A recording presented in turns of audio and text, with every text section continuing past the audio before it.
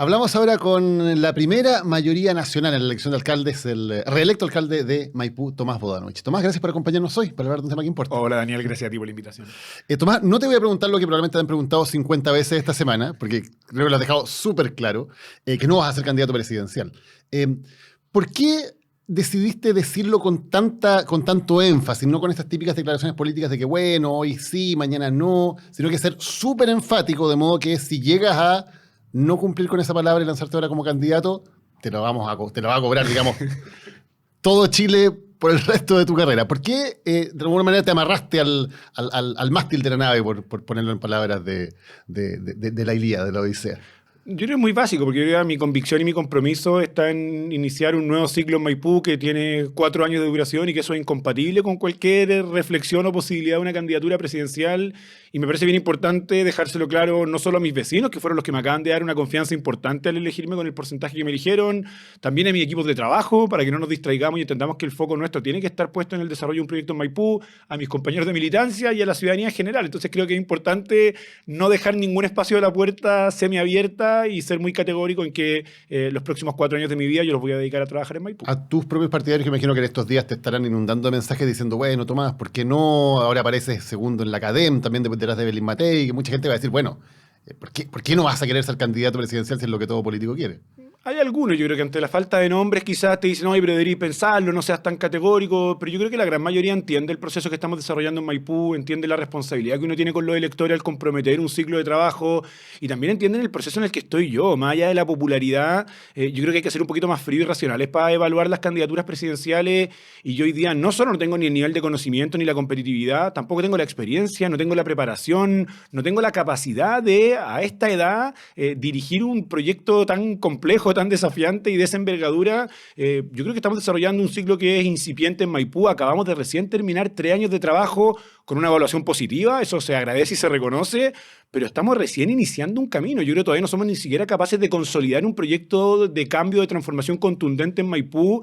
Y quizás cuando esa tarea esté cumplida podemos pensar en otros horizontes, pero yo hoy día estoy muy enfocado en desarrollar este proyecto. Pero Tomás, a tu sector político y a tu generación le pasó precisamente eso. Llegó a la moneda sin la experiencia, sin el camino lógico, digamos, recorrido para llegar a ese lugar. ¿Crees que eso precisamente les ha pesado? ¿Es parte también de tu reflexión?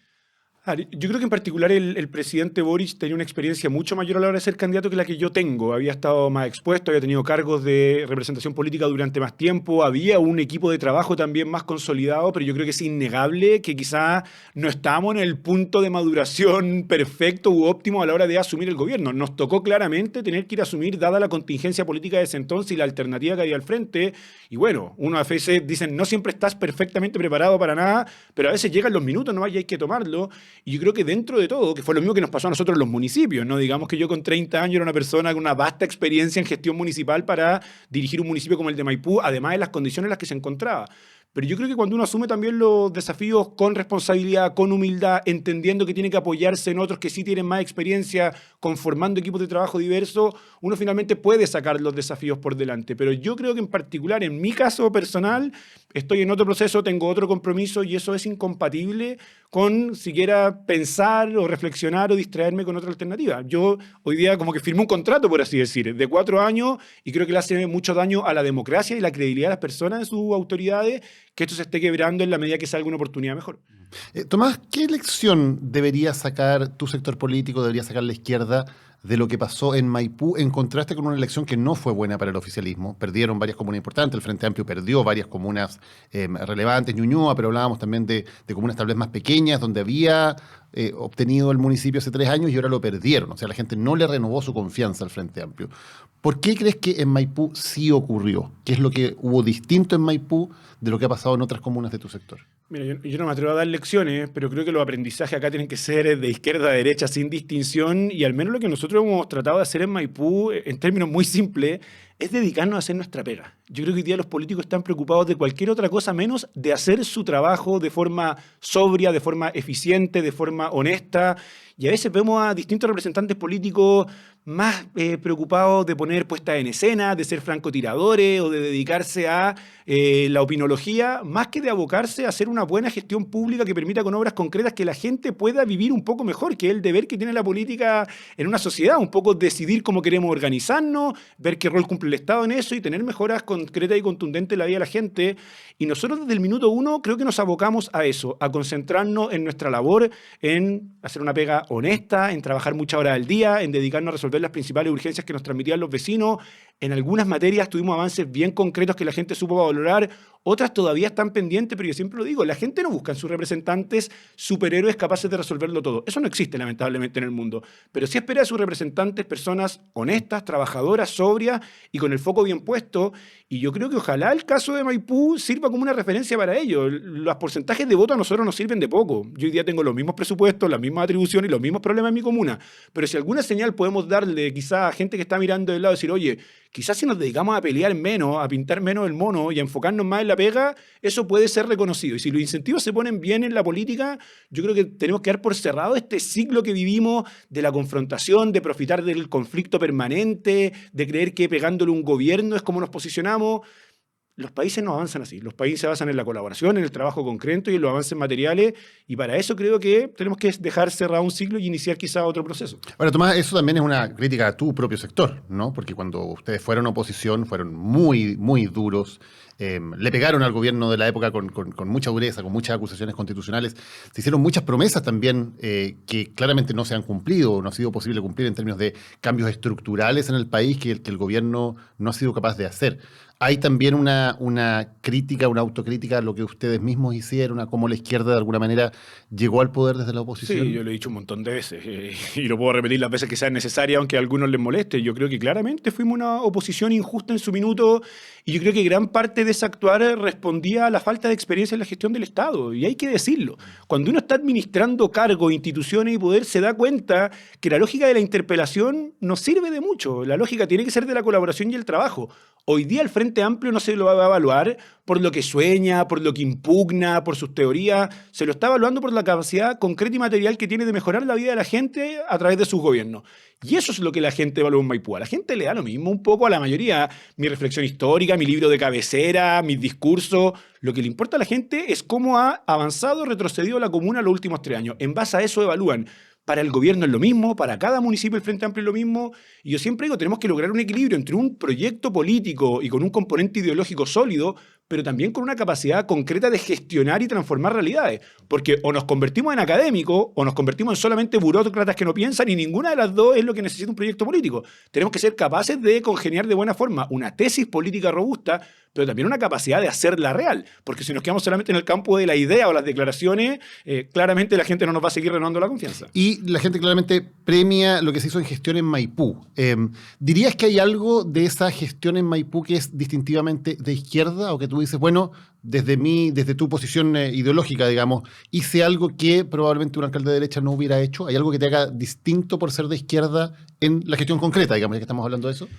Yo creo que es bien difícil hoy día de categorizar como políticas locales como de izquierda o derecha. Por ejemplo, recuperar la plaza de Maipú después de que estaba tomada por 400 toldos y bandas que ejercían control territorial. ¿Es una política de izquierda o de derecha? Yo puedo darte una argumentación de por qué es una política de izquierda. Yo creo en el espacio público, en la lógica de lo colectivo, en cómo no podemos estar privatizando espacios por gente que sencillamente se lo toma de forma violenta, y dar una reflexión de izquierda a propósito de eso. Pero Mario Desbordes también lo puede pretender hacer bajo una argumentación de derecha. Yo creo que hoy día esas categorías en términos de lo local no siempre están bien establecidas, o cuando uno habla, por ejemplo, no sé, para mí la gestión eficiente del Estado debiera ser una bandera prioritaria de la izquierda. Hay gente que siempre pone la categoría como de los buenos gestores en la derecha. Muy por el contrario, creo yo que quienes creemos en un rol preponderante del Estado a la hora de transformar o mejorar una sociedad somos nosotros. La derecha quizás minimizaría el rol del Estado. Yo creo que tenemos que fortalecerlo, pero para eso tenemos que modernizarlo, hacerlo más eficiente, hacerlo más transparente, y para mí eso es una agenda propia del progresismo de la izquierda, y trato de llevarla a cabo todos los días. Por tanto, yo creo que lo que más hemos intentado hacer en Maipú, particularmente en este primer periodo, donde la contingencia era bien particular, era un municipio destruido y una comuna muy golpeada, fue entender que había que recuperar una institución pública, gestionarla de forma transparente, eficiente, que eso no tenía que ver con las declaraciones políticas, sino que con el rigor, con el método, con la autoexigencia, con la disciplina, con los procesos burocráticos de gestión, que son menos entretenidos para hablarlo en un podcast como este, pero es lo que finalmente le mejora la vida a la gente. Yo lo dije en la plaza de Maipú. A veces uno se deja llevar por la épica, la algarabía de la campaña, las banderas, los discursos, las convocatorias. Eso no le mejora la vida a nadie. ¿Dónde mejoramos la vida a la gente? En los procedimientos de gestión y en la rutina diaria, y a eso tenemos que abocarnos más los políticos. políticos. Tomás, dices de nuevo un concepto que yo te he escuchado varias veces en el discurso en la Plaza de Maipú y en las declaraciones previas. La importancia del rigor, de la disciplina, del levantarse temprano, del trabajar hartas horas al día. ¿Crees que eso también tal vez ha faltado un poco en tu sector político? Yo puedo hablar de quienes trabajan codo a codo conmigo en la MUNI y creo que tengo un equipo que se autoexige al máximo todos los días, que se levanta lo más temprano que puede, se acuesta lo más tarde que puede, trabaja de domingo a domingo. Yo de verdad quiero reconocer al equipo de la MUNI. Yo creo que somos gente que le hemos dado estos 3 años de nuestra vida al municipio casi por completo y yo estoy muy contento de eso. Y creo que es la única receta. Si cuando uno quiere tener mejores resultados, no somos más brillantes, no somos superdotados, no tenemos la bondad de nuestro lado como propiedad exclusiva. Tenemos que trabajar más horas, tenemos que esforzarnos más, tenemos que colaborar más, tenemos que dedicarle más tiempo, más cariño, ser más autoexigentes, no conformarnos, armar buenos equipos. Esa es la manera que íbamos a administrar un municipio mejor que la UDI en el periodo pasado. No porque fuéramos de izquierda, por arte de magia, el municipio iba a funcionar mejor. Había que ponerle método, rigor, horas de trabajo. Y yo te puedo decir, al menos de mi generación que me acompaña en el municipio, yo he visto esa disposición a un trabajo distinto y también lo veo a veces en otros municipios, que son con los que más comparto. Cuando yo veo la experiencia de Viña, creo que es dentro de todo similar a la de Maipú. También era un municipio destruido donde con mucho rigor y método han logrado tener avances sustantivos y recibieron la confianza nuevamente.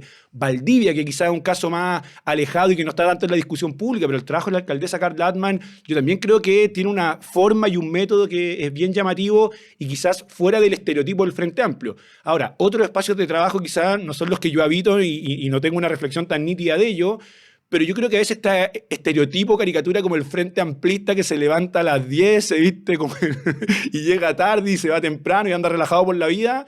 No, yo al menos soy de una escuela totalmente distinta desde que he trabajado cuando chico, desde que fui profe, se lo transmití a mis alumnos y creo que en la política, más que en ningún otro espacio, el rigor, el método, la disciplina son fundamentales para tener resultados distintos. Diste 2 ejemplos de municipios del Frente Amplio, que son Viña del Mar con Macarena Ripamonte y Valdivia con Carla Antman. ¿Qué alcalde de derecha te parece un buen ejemplo de seguir? Yo creo que hay varios alcaldes en general que hacen una buena pega. Bueno, yo tenía una relación estrecha con Germán Codini y me parece que el proceso que se ha llevado en Cabo Puente Alto mostraba avances significativos. Ahora bien, los habitantes de Puente Alto no tenían la misma reflexión y son quienes más saben finalmente de cómo está funcionando un municipio.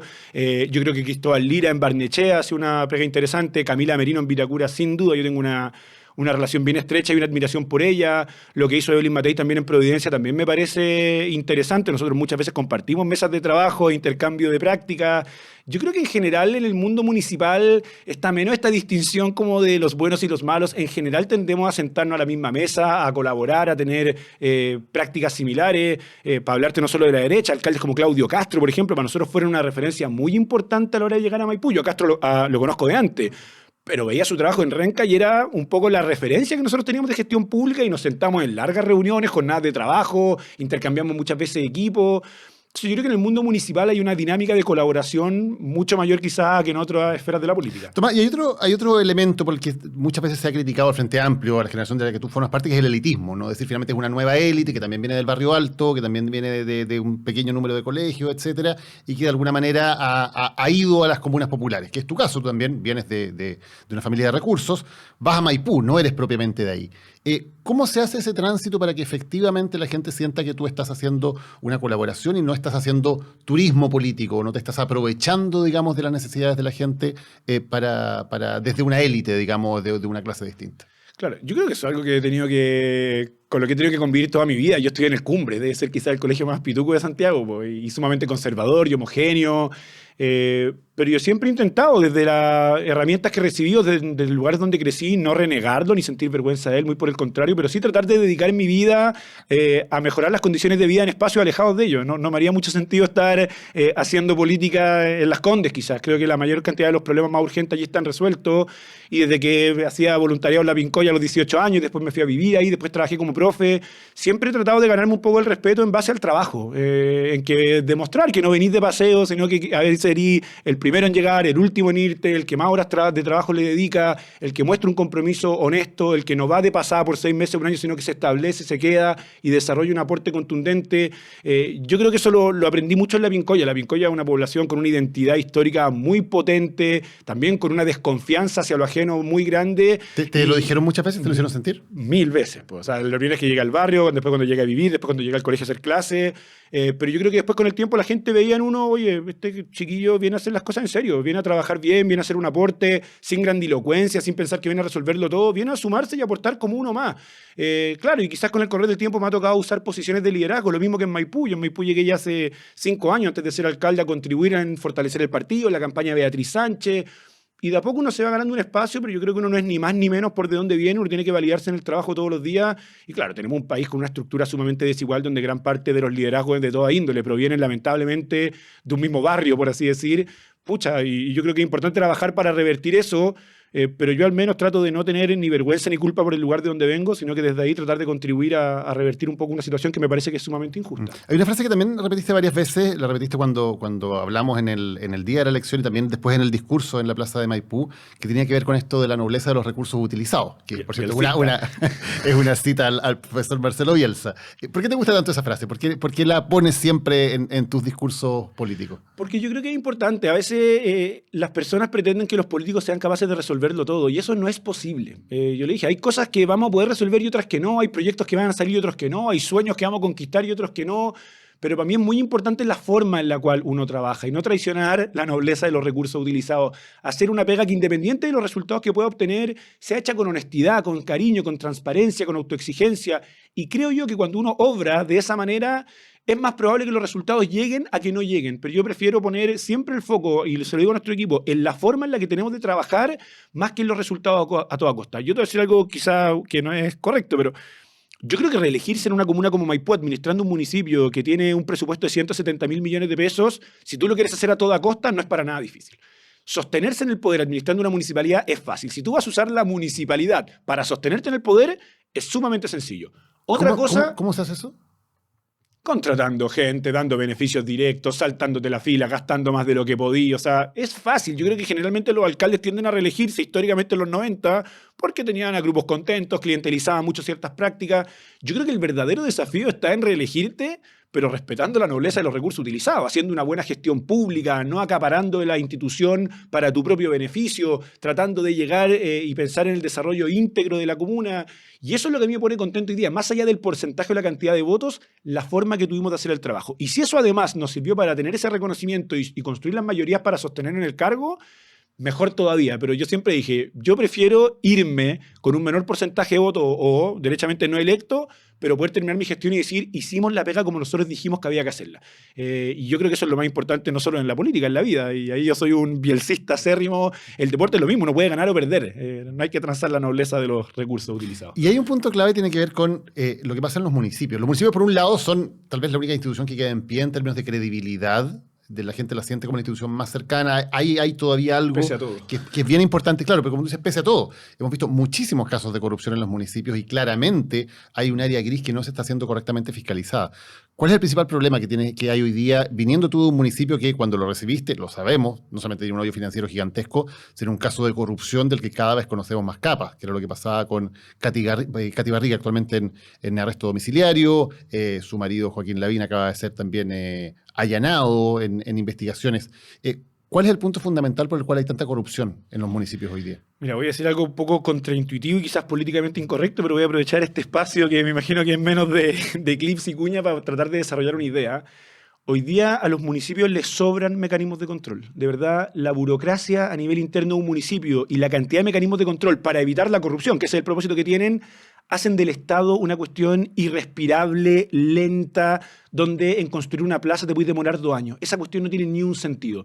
Y entre más casos de corrupción aparecen en los MUNI, ¿cuál es la reflexión típica? Hay que poner más mecanismos de control. ¿Y eso qué hace? Que la gestión sea cada vez más engorrosa, más lenta y no cumpla su propósito. A diferencia de un modelo que creo yo que deberíamos tener, es dar más libertad en los municipios para que la gestión pueda ser un poco más fluida y eficiente, pero sí condenar con mucha severidad cuando veamos casos de corrupción. Porque finalmente cuando uno quiere hacer las cosas de manera correcta e idónea, te demoráis 2 años en construir una plaza, pero lamentablemente si tú quieres robar en la pasada, de alguna u otra forma, lo vas a poder hacer. Yo te diría que lamentablemente, si es que una autoridad política de un municipio tiene la voluntad de generar actos de corrupción o de llevarse dinero para adentro, es prácticamente imposible evitarlo. Tomás, y eso de desregular no tiene, porque un poco con esa misma idea es que apareció todo esto de las corporaciones municipales, ¿no? Que se decía, bueno, como son tan engorrosos los mecanismos en la municipalidad, mejor hagamos una corporación por fuera que opere con estas platas, pero sin tener que pasar por todos estos controles y pueda hacer una gestión más eficiente. Y sabemos que eso terminó en desfalcos gigantescos, por ejemplo, en comunas como Vitacura. ¿No es el riesgo cuando uno desregula? Acá tenía un trade-off.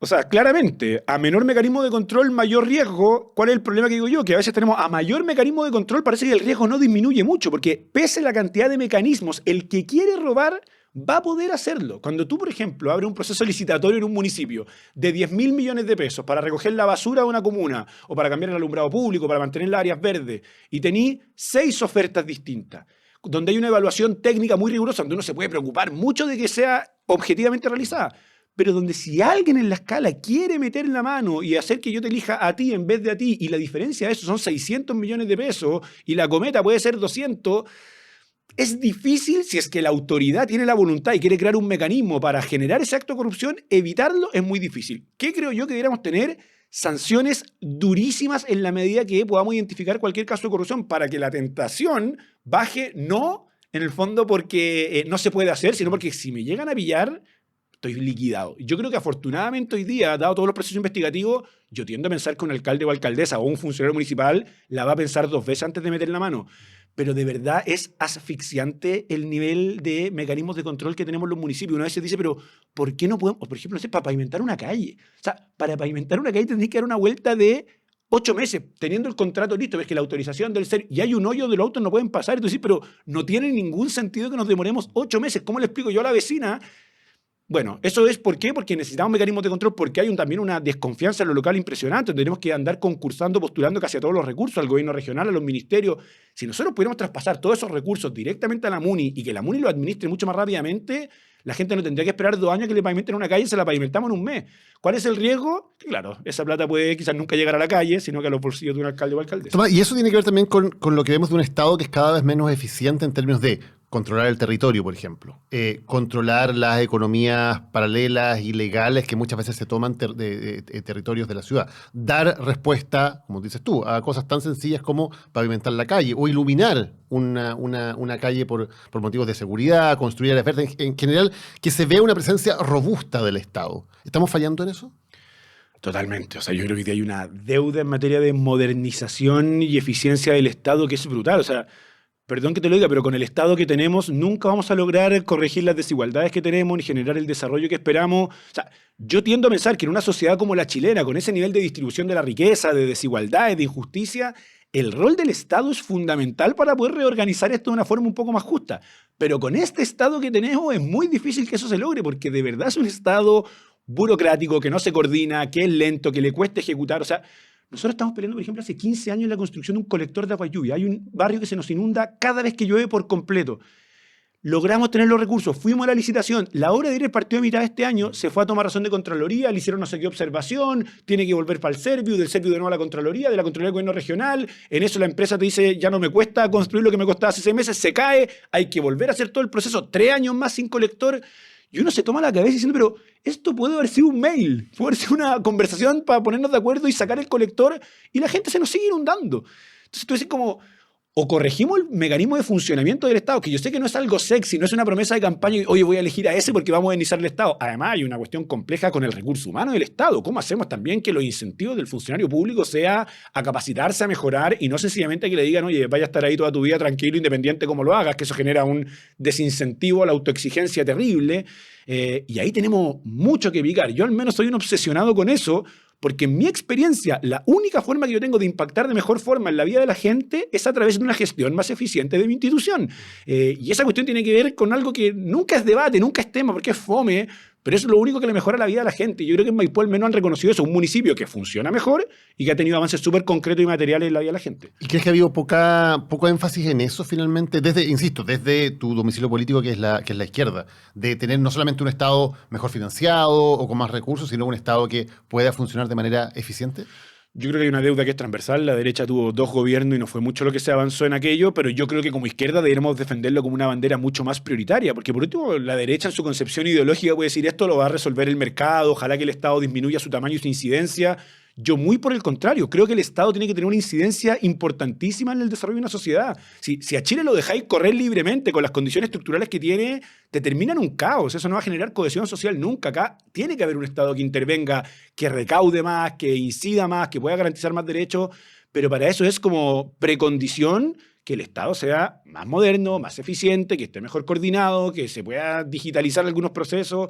Y ahí yo creo que sí, como izquierda tenemos que apostar a ello como una agenda prioritaria, porque es lo único que nos va a permitir mejorar la vida de quienes más necesitan del Estado. Y cuando hablamos de estos temas, Tomás, ¿no te dan ganas de repente de decir, sí, a lo mejor yo debería ir a un cargo más importante donde pueda hacer estos cambios en algún momento? No, o sea, no tengo idea qué va a pasar de mí en el futuro. No quiero decirte jamás en mi vida.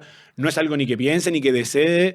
Pero a mí me encanta la gestión pública, creo que es bien bonito cómo la política puede organizarse para mejorar la vida de la gente. Hoy día mi compromiso y mi responsabilidad está en Maipú, creo que ha sido una experiencia desafiante, agobiante, pero también maravillosa en muchos aspectos y pretendo desarrollarla ahí al menos por los próximos 4 años. Luego, si quiero hacer un tercer periodo o cambiarme de cargo o quizás salirme de la política, hay que ver en qué está el cuerpo en ese entonces, pero no. Hoy día, por el momento, mi foco está 100% en mi comuna. Tomás Bodanovich, gracias por acompañarnos hoy hablando de un tema que importa. Vale, muchas gracias, Daniel. Un abrazo.